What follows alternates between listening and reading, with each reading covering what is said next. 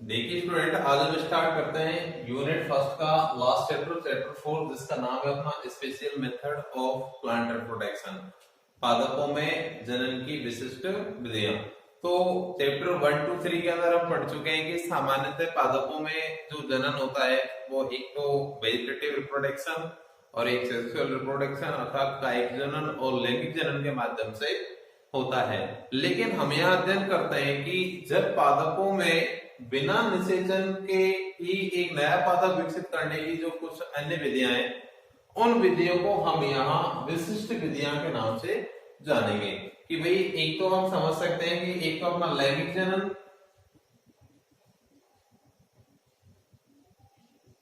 और दूसरा अपना कायिक जनन।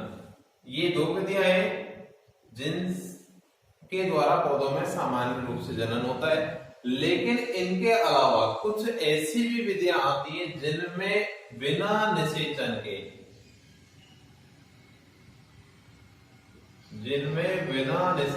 के नया पादप विकसित किया जाता है।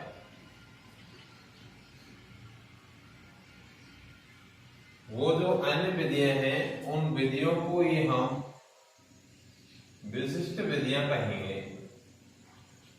हम यहाँ पादपों में जो स्पेशल मेथड है रिप्रोडक्शन के, उनमें 4 मेथडों का अध्ययन करते हैं।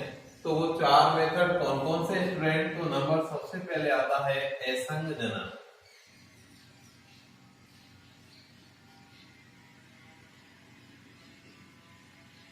नंबर 2 अनिषेक विस्तार।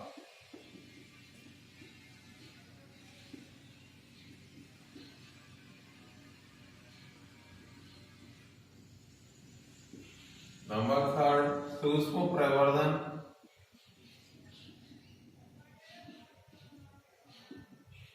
Micro propagation. और नंबर 4 कायिक प्रवर्धन।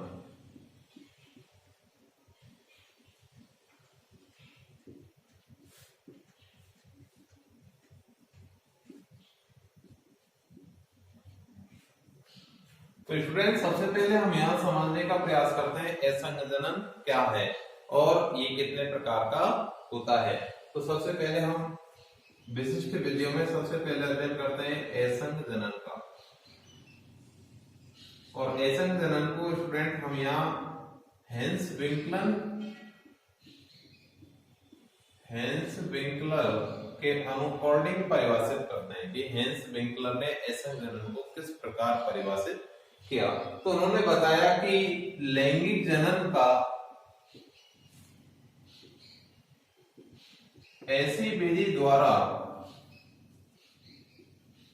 प्रतिस्थापन जिसमें 2 घटनाएं नहीं होती हैं, एक तो अर्धसूत्रण और एक निषेचन। तो कंप्लीट रूप से समझ सकते हैं स्टूडेंट कि लैंगिक जनन का ऐसी विधि द्वारा प्रतिस्थापन जिसमें न तो कोई विभाजन होता है और न ही निषेचन होता है, उस विधि को हम असंग जनन कहते हैं। ये जो परिभाषा है ये हम स्टूडेंट यहाँ हेंस विंकलर के अकॉर्डिंग अध्ययन करते हैं। और ये आपसे पूछा भी जाता है कि हेंस विंकलर के अनुसार असंग जनन को परिभाषित तो कीजिए। तो आपको याद रखना है कि लैंगिक जनन का ऐसी विधि द्वारा प्रतिस्थापन जिसमें न तो कोई विभाजन होता है और न ही निषेचन की क्रिया होती है, उसे हम असंग जनन कहते हैं। अब हम यहाँ असंग जनन के प्रकारों का अध्ययन करते हैं। तो असंग जनन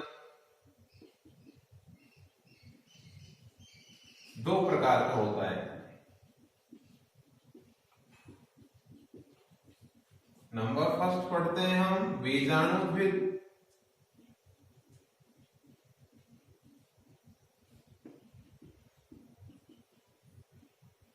जिसे हम स्पोरोफाइटिक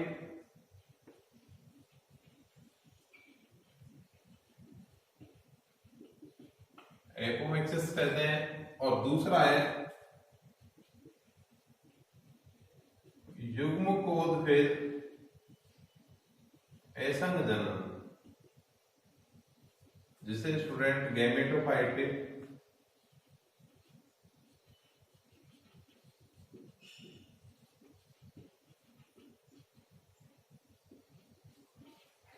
तो सबसे पहले स्टूडेंट अध्ययन करते हैं हम बीजाणुधुर एसंग जनन का। तो नंबर फर्स्ट,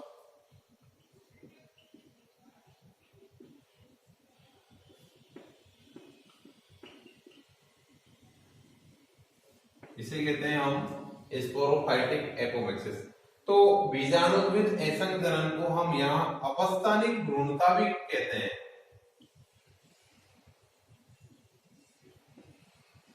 अपस्थानिक भ्रूणता, एडवेंटिव एम्ब्रियोनिक। प्रश्न आता है कि अपस्थानिक भ्रूणता किसे कहते हैं या बीजाणुविद एसंग जनन क्या है। तो फर्स्ट में हम समझेंगे कि बीजाणुविद एसंग जनन को ही हम अपस्थानिक भ्रूणता कहते हैं। लेकिन बीजाणुविद एसंग जनन में जो भ्रूण का निर्माण होता है स्टूडेंट, वो बीजांड का या अध्यावरण की किसी द्विगुणित कोशिका से होता है और उसमें वे ही घटना नहीं होती है जो एसंग जनन में नहीं होती, जिनका हम पहले अध्ययन कर चुके हैं स्टूडेंट, कि उनमें न तो कोई प्रकार का विभाजन और न ही उसमें निषेचन की प्रक्रिया संपन्न होती है। तो स्पोरोफाइटिक एपोमिक्सिस से इसमें हमें यह अध्ययन करना है कि इसे हम अपस्थानिक भ्रूणता के नाम से भी जानते हैं। और इस प्रकार के एसंग जनन में भ्रूण का जो निर्माण होता है वो अध्यावरण या बीजांड काय की किसी द्विगुणित कोशिका से होता है, लेकिन इसमें अर्धसूत्रण और निषेचन की प्रक्रिया संपन्न नहीं होती है। इसके बाद में नंबर 2 पे हम अध्ययन करते हैं युग्मकोद्भिद एसंग जनन का। तो देखिए, युग्मकोद्भिद एसंग जनन में भ्रूण का निर्माण किस प्रकार की कोशिकाओं से होता है और कैसे होता है। एसंग जनन का दूसरा प्रकार युग्मकोद्भिद एसंग जनन, जिसे कहते हैं गैमेटोफाइटिक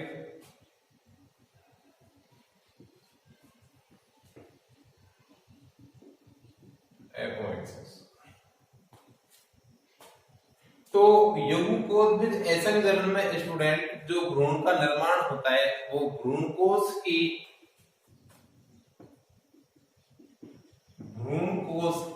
अगुणित कोशिकाओं से होता है।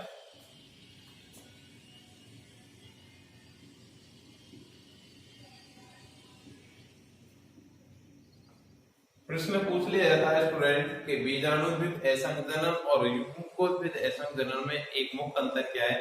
तो उसमें जो भ्रूण का निर्माण होता है वो अध्यावरण या बीजांड काय की द्विगुणित कोशिका से होता है, जबकि युग्मकोद्भिद एसंग जनन में भ्रूणकोश की अगुणित कोशिकाओं से भ्रूण का निर्माण होता है। लेकिन यह दो प्रकार से हम इसको समझ सकते हैं, ये दो प्रकार हो सकती है। नंबर फर्स्ट, कि जब भ्रूण का निर्माण अनिषेचित अंड कोशिका से होता है, अर्थात अनफर्टिलाइज्ड एग सेल्स। तो यदि भ्रूण का निर्माण अनिषेचित अंड कोशिका से होता है तो उसे हम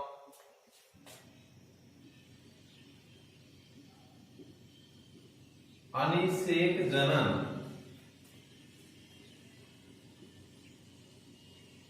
अर्थात पार्थेनोजेनेसिस कहते हैं।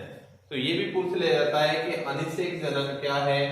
तो जब भ्रूण का निर्माण अनिषेचित अंड कोशिका से होता है जो अनफर्टिलाइज्ड एग सेल्स होती है तो उसे हम अनिषेक जनन कहते हैं। लेकिन इसके अतिरिक्त तो यदि भ्रूण का विकास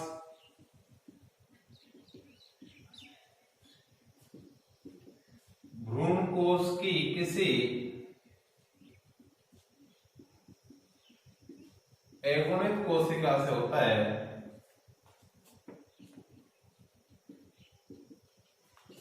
तो उसे हम अपयुग्मन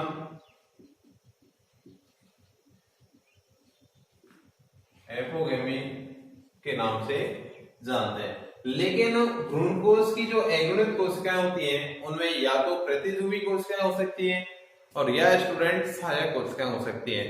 तो अब हमने आपको एसंग जनन के दोनों प्रकारों को बताया है कि फर्स्ट वाला जो ऐसा जनन था स्पोरोफाइटिक, उसमें भ्रूण का निर्माण द्विगुणित कोशिकाओं से होता है, जबकि इसमें भ्रूण कोश की एगुणित कोशिकाओं से एम्ब्रियो का निर्माण होता है। इसको हम दो प्रकार से समझ सकते हैं कि यदि इसमें भ्रूण का निर्माण एनिसोचिक कोशिका से होता है तो वो पार्थेनोजेनेसिस प्रक्रिया होती है, और यदि भ्रूण का विकास भ्रूण कोश की किसी एगुणित कोशिका से होता है तो उसे हम एपोगेमी या युग्मन कहते हैं। लेकिन हम यहाँ एक विशेष बात याद रख सकते हैं कि पुष्पीय पादपों में हम एक साइंटिस्ट के बारे में यहाँ चर्चा करते हैं, प्रोफेसर पंचानन माहेश्वरी ने एसंग जनन को प्रमुख दो भागों में बांटा।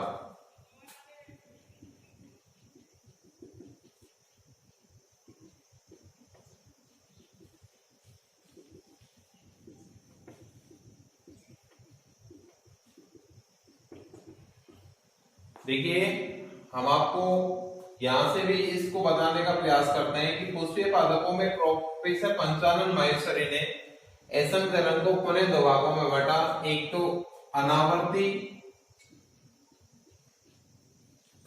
एसंग जनन, जिसे हम कहते हैं नॉन रिकरेंट एपोएक्सिस, और नंबर दो पुनरावर्ती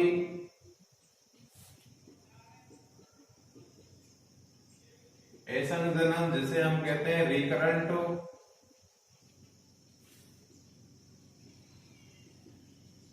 एपोएक्सिस। अब अगर हम एसंग जनन के प्रकारों का संक्षिप्त रूप से अध्ययन करते हैं तो स्टूडेंट यहाँ दो प्रकार और है, अर्थात तो यहाँ हम एसंग जनन को कंप्लीट चार प्रकारों के रूप में अध्ययन करेंगे। नंबर 3 पे अपस्थानिक भ्रूणता,